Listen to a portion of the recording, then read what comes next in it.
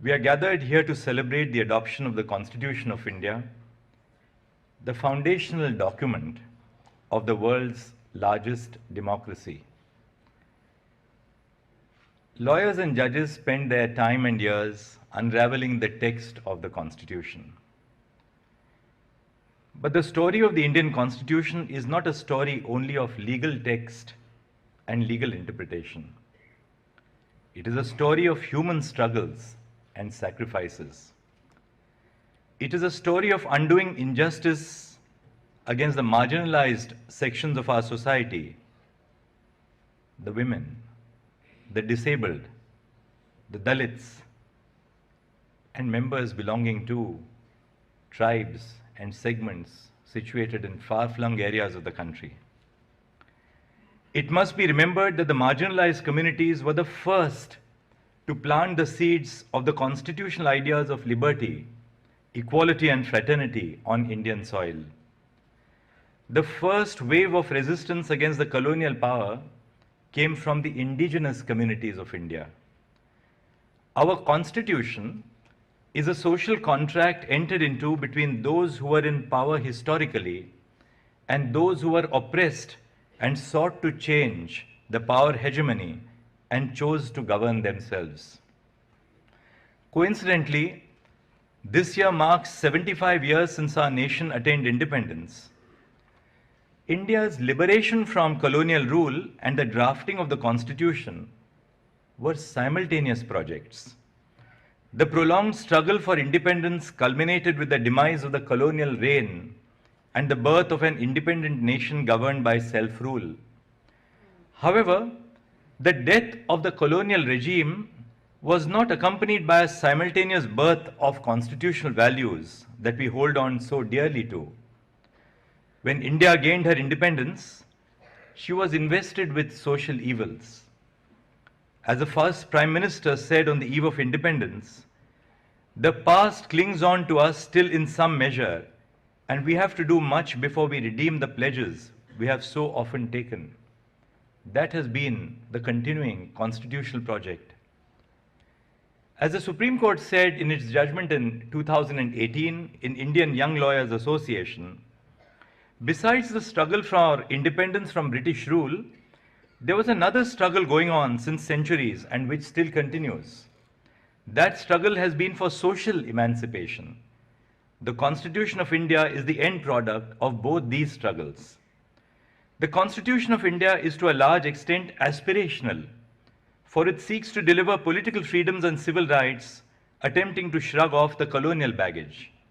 It seeks to remedy the injustices that are suffered in a socially hierarchical society. When the Constitution was adopted, the social, political, and economic realities of our nation were in stark contrast to the aspirational ideals in the text of the Constitution. The Constitution entrusted the legislature, the executive, and the judiciary with the role of bridging this gap between constitutional ideals and social reality. I'm conscious that colonial and pre-colonial courts followed an approach of reluctance, disinclination, and inaction in protecting the rights of citizens. For instance, scholars and historians have documented the refusal of colonial courts to interfere in cases involving socio-religious custom, even if the rights of the marginalized were violated. With the birth of constitutional democracy, the culture of reluctance was replaced by a call for a dedicated judiciary to protect the rights of citizens. All judges across the courts in India, ranging from the district courts to the Supreme Court, must reflect upon the constitutional vision of securing justice, equality, and liberty. There is a need for us to introspect on our actions and decisions and to question our own prejudices and preconceptions. For until we open our minds to multiple views of persons with varied lived experiences, we would be lacking in our role as judges.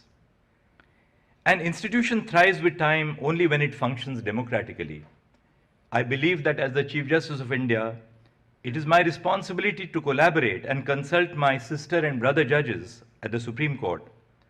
The Chief Justice and the judges of the high courts, members of the district judiciary, and the stakeholders of the institution.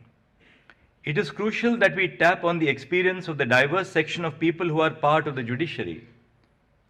Their knowledge and understanding would undeniably strengthen the institution.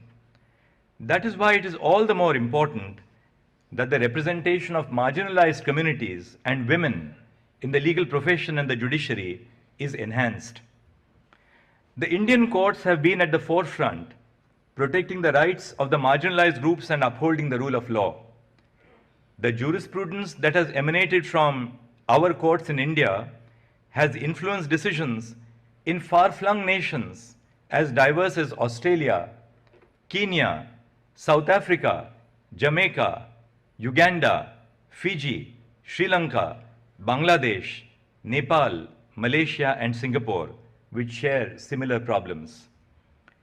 In a nation as large, diverse, and graded as ours, the paramount challenge that the judiciary as an institution faces is to ensure that the justice delivery system is accessible to everyone. Challenges require dedicated actions. The Indian judiciary has been adopting several measures of institutional reforms with a single objective, and I borrow the celebrated phrase of American civil rights activist Dr. Martin Luther King Jr. to describe it: to bend the arc of the moral universe towards justice. We have been adopting technology to improve the working of courts. It is of supreme importance and necessity that the courts are remodeled to reach out to the people instead of the people reaching out to the courts in their quest for justice. To ensure that the courts reach out to the people, it is essential that the process of litigation is simplified and made citizen-centric. Though the judiciary's engagement with technology gained prevalence during the COVID-19 pandemic, we must not dismantle the infrastructure but build upon it. And I would earnestly request the Chief Justices of the High Courts to ensure that the technological infrastructure on which public funds have been spent is not dismantled but strengthened further. The Supreme Court now functions in a hybrid mode with both online and offline courts, which enable lawyers and parties in person to appear from different parts of the country. Though the Supreme Court is located on Tilak Marg, the Supreme Court is a Supreme Court for the entire nation. As the Chief Justice, I'm attempting to adopt technology-based services in the listing of cases and court hearings so that institutional flaws such as delays in listing and hearing can be removed from our vocabularies. The E-Committee of the Supreme Court of India uses technology to make the justice delivery system more accessible and citizen-centric. The National Judicial Data Grid is a repository of 77 lakh judgments of the High Courts that are available to every citizen free of cost. Additionally, various citizen-centric services are employed to reach out to the people at the grassroots level. While technology has ably aided us in ensuring functionality of the judiciary during the pandemic, technology must be augmented with institutional reforms to resolve the chief issues of access to justice. The first interface of the people with the judicial system is the district judiciary. It is thus of paramount importance that the district judiciary is strengthened and supported.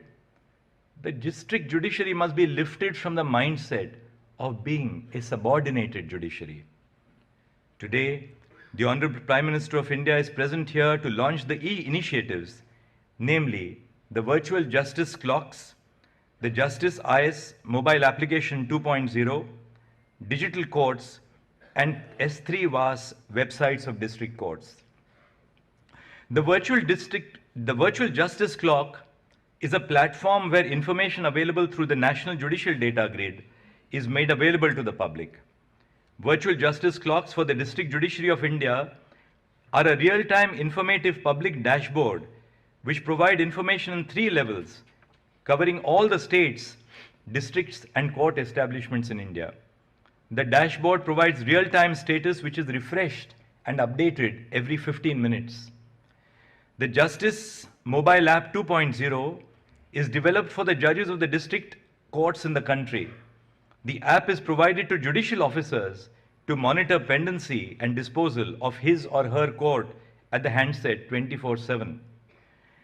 Digital Courts is a green initiative of the Indian judiciary in the form of a desktop app that has been developed to make courts paperless or digital.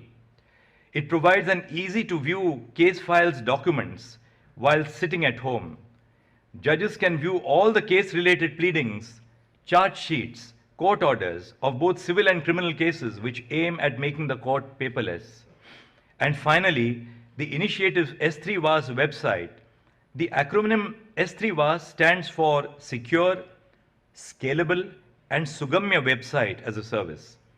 Through the Digital Court and S3VAS initiatives, the websites of district courts are being upgraded from the existing system to a platform which is secure, scalable, and accessible. Content published on the website is accessible so that even persons with disabilities, including visual disabilities, would be able to access the information using assistive technologies. These initiatives reflect upon the commitment of the Indian judiciary towards providing access to justice to our own citizens. Our endeavors to enhance access to justice, this must not be understood in narrow terms of enriching the experience of those who are already in possession of access, but by reaching out to those groups and communities that are denied basic rights. Access to justice must be defined in the expression of upholding the faith and perception that the general public holds in the legal system.